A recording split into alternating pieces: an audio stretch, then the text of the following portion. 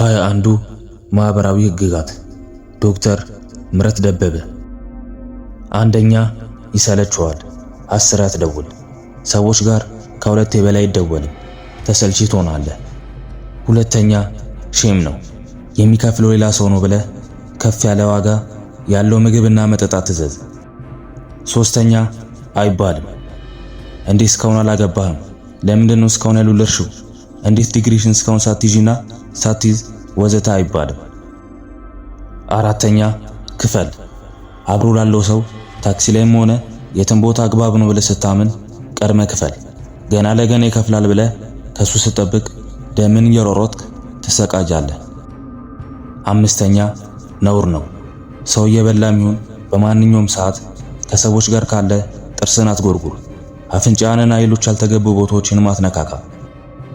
ስድስተኛ አታቋርጥ፣ ግድ የለህም አብሮ ያለው ሰው አውርቶ ይጨርስ፣ ጥልቅ እያልክ አታቋርጥ፣ ከባህልም ከስልጣኔም ውጪ ነው። ሰባተኛ አታብሽቅ፣ ሆን ብለህ የማናደድ ባህሪ ካለ ተው፣ ሰዎች ለመባል የማይወዱትን ተው። ሰዎች ብዙ የማይናገሩት ተሸከሙት የራሳቸው ብሽቀት ስላለባቸው ለተሻለውና ለሚበረቱበት ህይወታቸው አድናቆት ስጥ። ስምንተኛ አመስግን፣ ለተደረገን ለማንኛውም ቅንጣት ነገር አመስግን። ዘጠነኛ ያለ ስስት አድንቅ፣ ሰዎችን በይፋ አድንቃቸው፣ መልካም ያልሆነ ነገራቸውን ግን በግል አውራቸው። አስረኛ ክፉ አስተያየትን ቆጥብ፣ ያልሆነ ነገር ብታይ እንኳን አፍህ በበጎ ቃላት ይቀይረው። ወፍሮ ያየውን ሰው እጅ ተዝረጠረት ከማለት ተቆጠብ። 11ኛ ካልሆኑ ጥያቄዎች ታቀብ፣ ሰዎች የህክምና ቀጠሮ ሄደው መምጣታቸውን ነግሮ ይሆናል።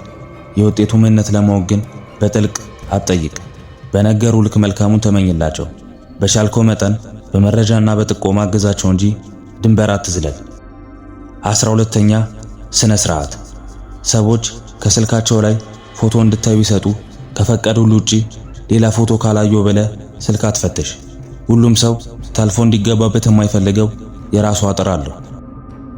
13ኛ ክብር፣ ለሁሉም ከላይ ጫፍ ላለ የሥራ ኃላፊና ከታች ዝቅ ባለ ስራ ላይ ለሚገኝ ሰው እኩል ክብር ስጥ። እንደውም ከላይ ላለው ይልቅ ታች ላለው ሰው የሰጠው ክብር ብዙ ዕውቅና አለው። ለንቀት ግን የማንንም አድናቆትና ጭብጨባ አታገኝም።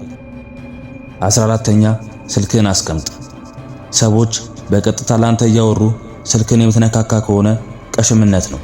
ከሰው ሰራሹ ይልቅ ራሱ ሰው ትልቅ ዋጋ አለው።